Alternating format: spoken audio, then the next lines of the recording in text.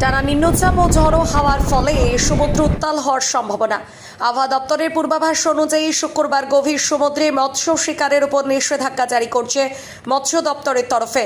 তাই দীঘার স্নানঘাটগুলিতে এদিন সকাল থেকেই বাড়তি নিরাপত্তা চালালো পুলিশ প্রশাসন। মাইকিংয়ের মাধ্যমে পর্যটকদের সতর্কতা, স্পিডবোট করে নজরদারি, ভাটার সময় যে সমস্ত পর্যটকরা সমুদ্রে স্নান করছেন তারা যাতে কোমরের বেশি জোরে না নামেন এবং মদ্যপান অবস্থায় সমুদ্রে স্নান করতে না নামেন তার আবেদন জানানো হয় পুলিশ প্রশাসনের পক্ষ থেকে।